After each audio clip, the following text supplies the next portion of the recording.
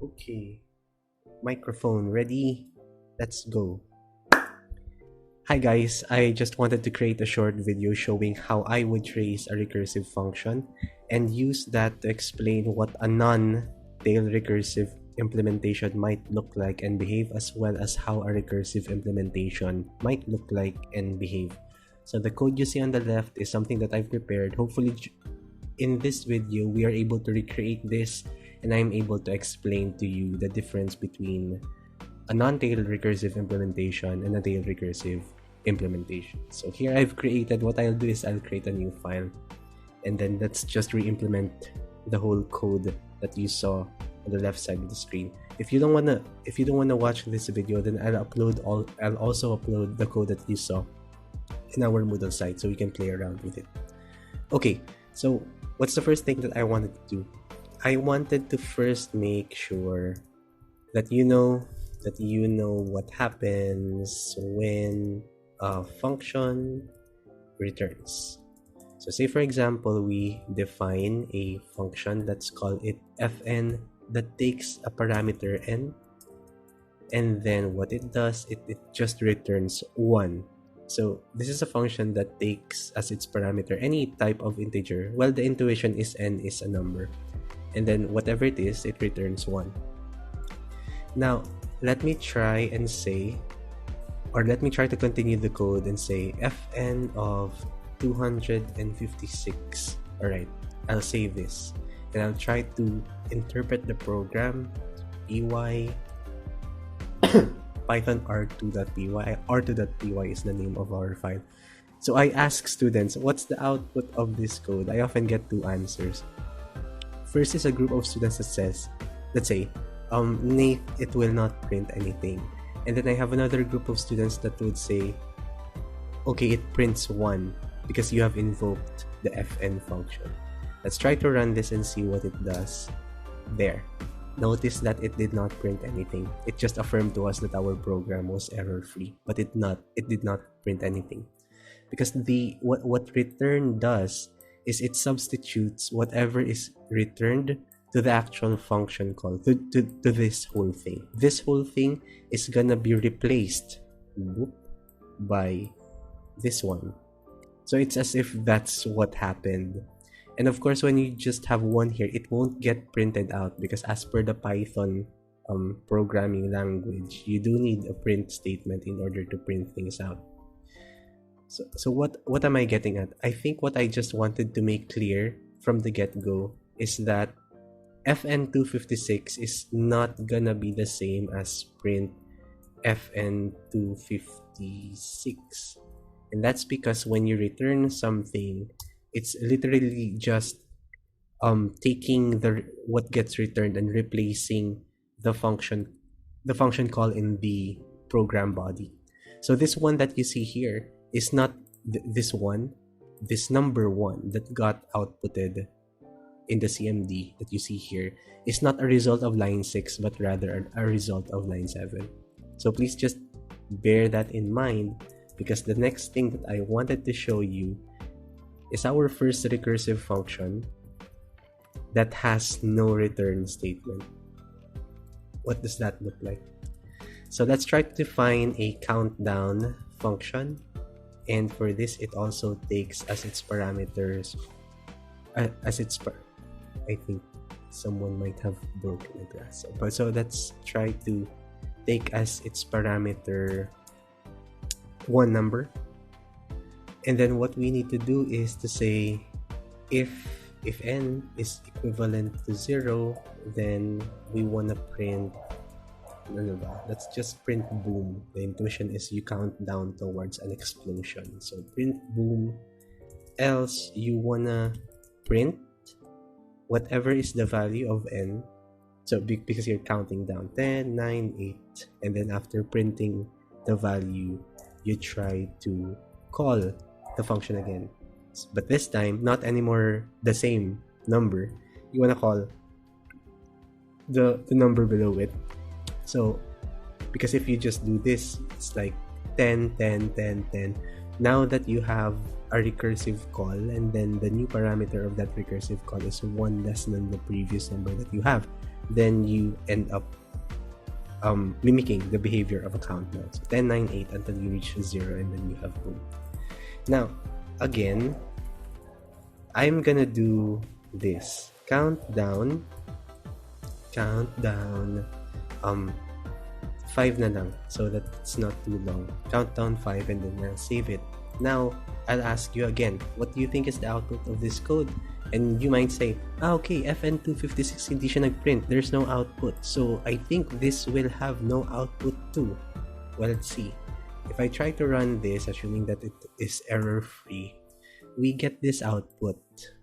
5, 4, 3, 2, 1, boom.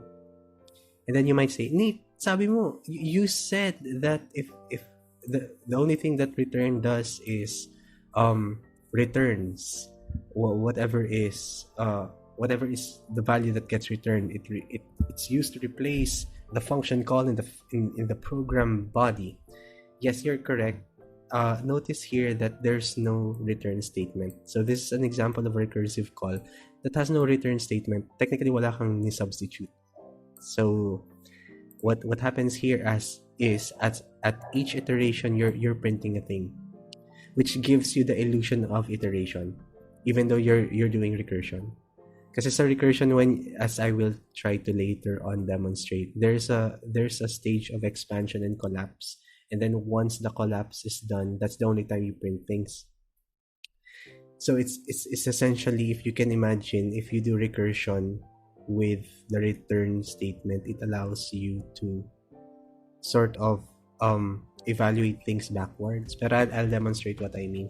But for this particular demonstration, I just wanted you to understand that there is a way to make the recursion behave as if it's iterative. So parang it's iterative here, 5, 4, 3, 2, 1.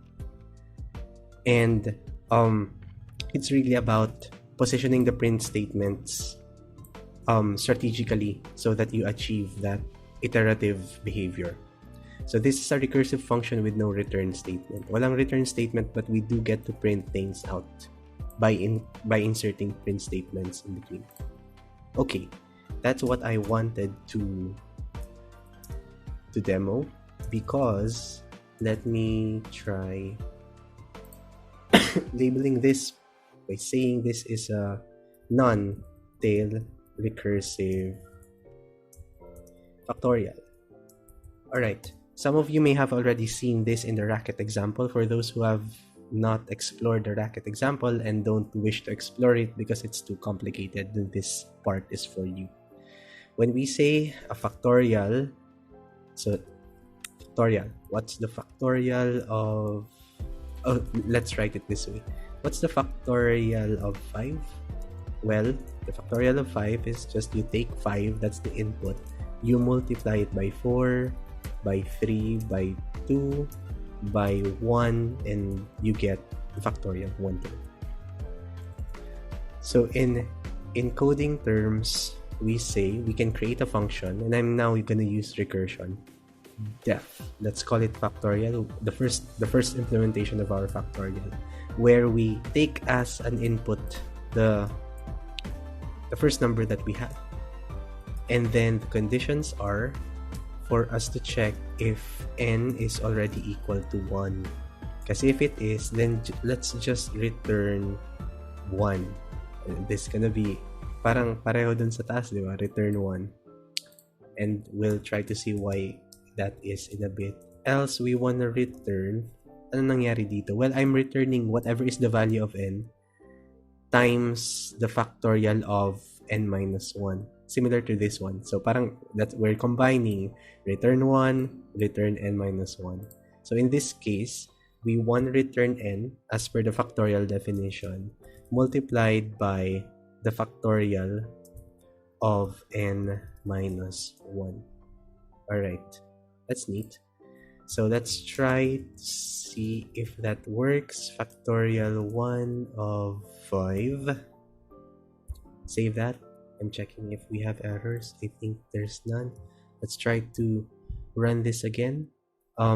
Here, I demonstrated that. Let's put my face here. I demonstrated that as per the first example, dito, diba? when I just called the function, it did not print anything. I think this is the point of confusion that I wanted to clarify. It did not print anything because technically, this just returns something similar to the first example. Nag-return lang siya. And if things get returned, then you do have to invoke the print statement. Ipagtabi na lang natin sila. So fact 1 of 5, but this time we're gonna be printing whatever value got returned. So save that, and then let's try to run it again. The 120 now appears. So I hope that point of confusion is clarified. Okay. Let's try to trace what happened. And for this particular part, I'll try to draw on the screen. If the screen would allow me, thank you, yes. So ano nangyari dito? Let's try to use my bright yellow pen. Okay. So let's see if we have medium. Okay na ba yan? Yeah, no. Let's try this one. Okay. So say for example here, let's try to run this. I'll try to wait. Undo. I'm sorry. Yes, here. So let's try to run this. Let's try to run it here. What happened? So say for example, we have a fact 1 of 5. What happened here? It's saying that if n is equal to 1, and our n is this one, right? That's our n. It's saying that if n is equal to 1, I return 1, but n is not yet equal to 1. So I return this whole thing. Let's just copy it for demonstration purposes as our first sort of iteration. So essentially, I'm returning this 1.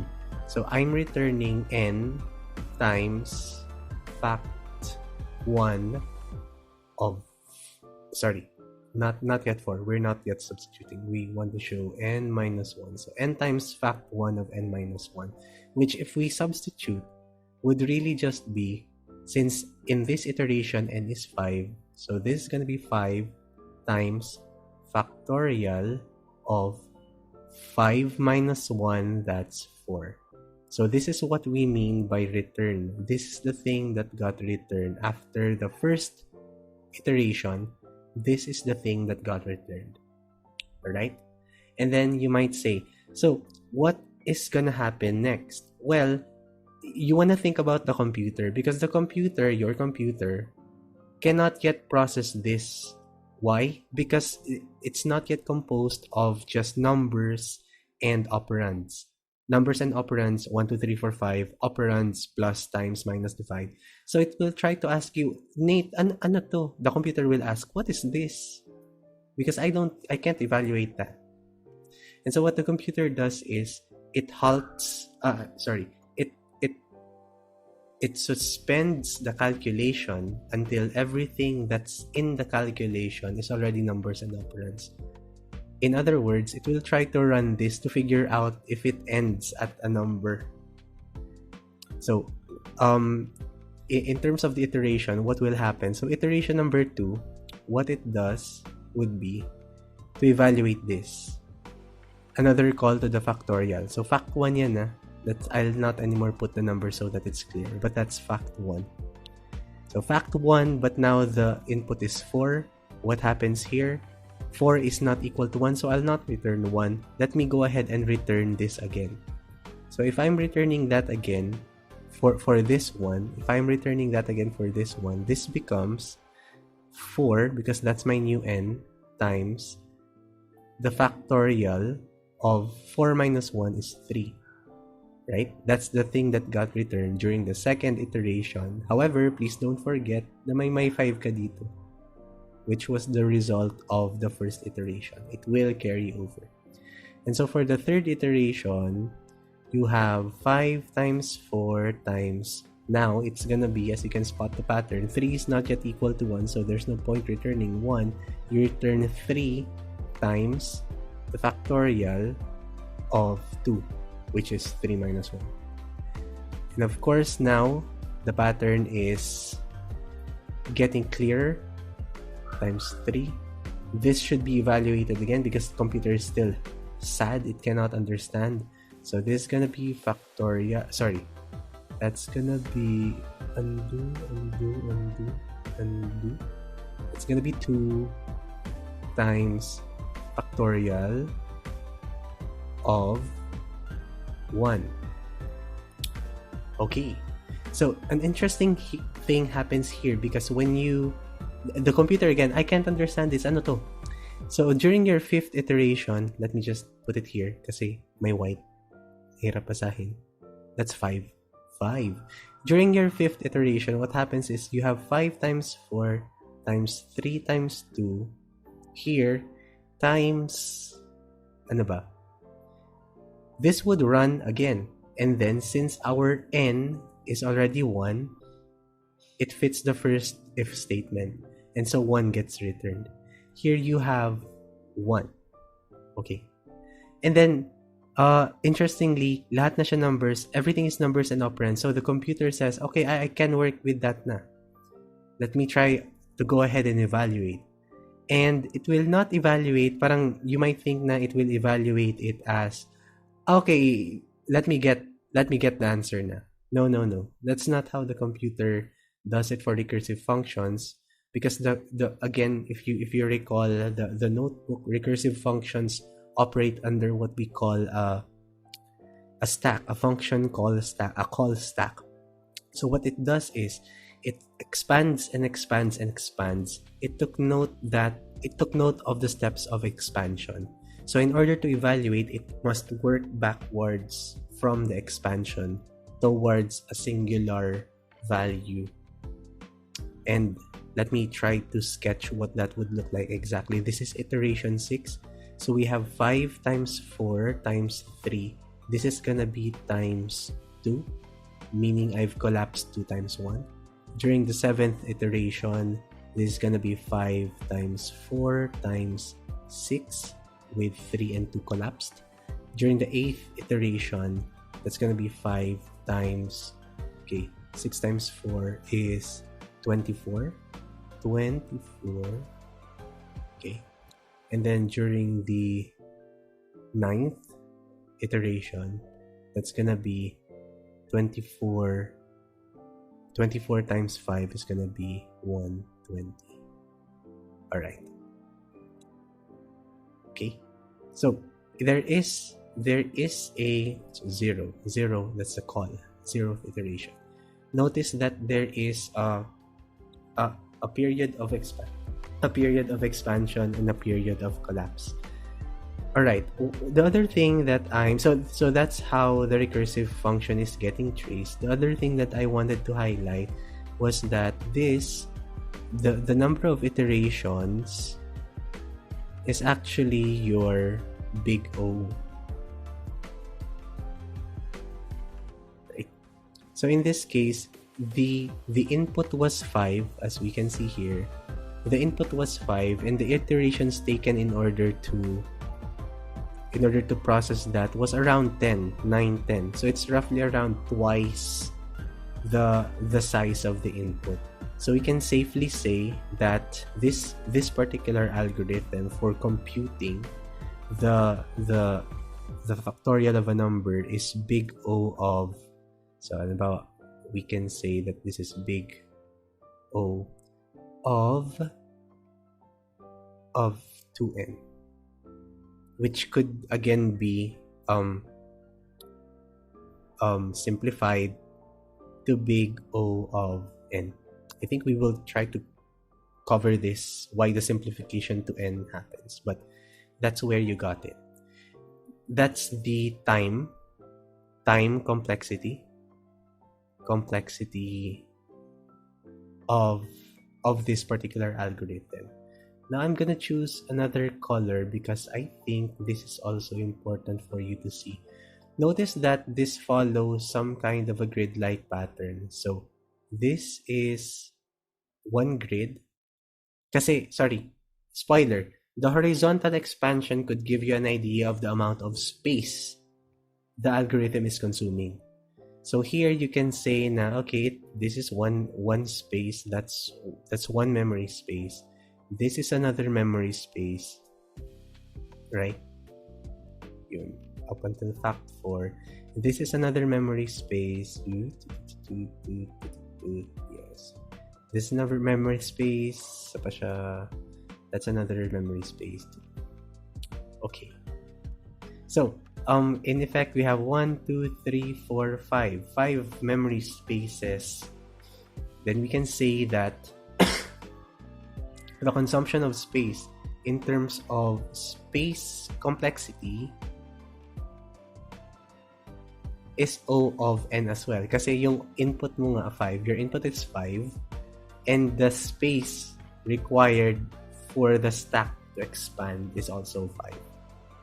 So, in other words, this particular algorithm is just saying that, or in our analysis of this particular algorithm, it's saying that its space complexity, both space complexity and time complexity, is O of n, which is a nice thing to know. Now, let's try to erase a few parts. Erase ko to, there. And I'll just leave that part that we drew over there while I come back here. Kasi now, I want to show you what Tail-Recursive implementation of the factorial would look like. So, implementation of fact 1. A Tail-Recursive implementation of fact 1 is something we will call fact 2. Let's try to take in a same parameter. And ito, sige. A Tail-Recursive implementation, formally defined, is a recursive implementation where the only thing that you can find in the else statement of the recursive function is already the call to the function. This one, hindi siya tail-recursive because there's an operand happening. Ideally, if this were tail recursion, the only thing that we can see is something like that. Because in the else block, the only thing that gets returned is immediately the call to the function itself. And you might ask, so paano naman yan gagawin? Well, I'm glad you asked because I will show you. In order to do that, ito, weird. People often try to insert another parameter to the recursive function called an accumulator, which is why when I write it now, it's still a capital A. That stands for accumulator. What does it do? Well, what it does is it allows us to do away with the operand. Here, I'll show you. Instead of if n is equal to 1, I return 1. What I will return is A. Okay, accumulator. Why am I returning A? The intuition kasi is the principle of communicating vases. You have two vases. The first one is full. The other one is empty. At each iteration, you're transferring a value from the full vase to the empty vase such that after all iterations are done, the full vase already contains the value that you want. And so, A for accumulator, parang from N, pinapasa natin sa A the answer that we want. That's the intuition. So, if that's gonna be the case, in our else statement, we want to return, and again, we said that a tail recursive implementation, yung nasa else dapat call to the fact 2 na agad. There's it's non-negotiable characteristic. So, what happens? At each step, I know that n should decrease by 1. Wala naman nangyaring kakaiba. Anyway, that's the behavior of our first factorial too. However, this one, I'm gonna be multiplying whatever is the value of n to A. Kasi nga, gusto ko siyang i-accumulate. Whatever the value of n is, ilalagay ko siya kay A. And then I just continue repeating that until the value of n is depleted. Alright? So, if I were to, again, run this fact25, yun na, spoiler, we know that this will not print anything. Pero I'll just keep it there para alam nyo lang na so that you get the practice, or you solidify the practice of thinking na, okay, if it does not have a print statement and it's only returning, then it does not appear. If I try to fact2 missing. Sorry, right. Here's my error. Let me explain. Because we added a parameter, we must take that into account. And I will try to run this with an A value of 1. Quick question, bakit 1? Sige, you have 5 seconds to answer. 4, 3, 2, 1, and time's up. We want it to be 1 because we're transferring the value of n. Pipitik the first value of n is 5, right? And then if you're transferring it to a, and then the value of a is 0, factorial, multiply, 5 times 0, 0 na siya. So it's not gonna lead you up to the 120 value that we want for factorial 5. So here, similarly, let's try to have factorial. Let's try to implement it with a call to the factorial with a being 1. Okay, let's try to run this again. And as you can see, we have the other 120 appearing here. Now is the time to try and make sense of both implementations in a time complexity and a space complexity kind of way. Alright, what's happening here? So say for example, our call to factor is a little bit weird. Ito facto na to. So n is still 5 but a is 1. That's our call. Ito siya. 5 and 1. And then what does the new code do? What is it doing? Well, what it's doing is this. During this is the first call, that's iteration 0. First iteration, what happens? Is the value of n 1? Not yet. So I'm not returning a yet. So I need to return this instead. Okay? Eh di na if mag-expand. Like this implementation, like expand siya. Hindi, technically, ang nire-return mo ito, di ba? There's no operand call. And that's the beauty of Tail-Recursive implementation. Ito mismo yung nire-return ko, di ba? I am not changing the rules of return. I just substitute this one. So fact 2 n minus 1 at n minus 1 daw eh. Yung n ko dati 5. So n minus 1 is 4 and I'm looking at n equals 5, right? I want to transfer the value of n, which is currently 5, to whatever is the accumulator by multiplying it to the accumulator. So 5 times 1, this is now 5. Okay. So second iteration, if I have fact 2, anong mangyayari? Is my n already 1? Not yet. So what I do is just decrease this. And then, what's the value of my n? It's still 4. Times 5, you have your 20. And then during the third iteration, I have my fact 2. 3 is not yet 1. It decreases by 1. 3 times 20 is 60. If I have, during the fourth iteration, fact 2, 1, and 60 times 2 is 120. Do we stop? Technically, hindi pa. Kasi we need one more iteration so that the fact 2 knows that, or fact 2 sees that n is already equal to 1 at this point. Oop. If n is equal to 1, then we just return a. So here we return 120, which is a little bit interesting kasi if you are gonna be strict about it, dito the time complex, in our first implementation factorial 1, the time complexity was 2n. Strictly speaking, we all know that, we both know that n siya. Pero just to show na parang meron ding, there was some kind of optimization that happened. Ito, if my input is 5, it's the same thing, right? My input is 5. 5 naman talaga yung niran natin, which is why we got 120. If my input is 5, that the iteration it took for me was also 5. So parang very strictly speaking, this is O of n, because input is 5, iterations taken 5, n, O of n. Time complexity is O of n. And ito pa, magaling. This is the only memory space that we had. Alam ko medyo mataba siya, pero one memory space lang yung kinuha natin, di ba? Kasi if it were, in order for you to expand the call stack, meron sanang operand, because that's how the call stack expands as well. This had no expansion. And that's the beauty of the Tail-Recursive implementation. So, I wanted to show you that. Yeah, yan. Cool, no? I wanted to show you that so that it becomes some kind of guiding lens towards how you will evaluate and create your own recursive functions. And I wanted to show you this too because most of the implementations in the next few activities are more or less going to be analyzed through these two lenses: tail recursion, recursive function, return statements. Nate, hindi ba talaga pwedeng iterative?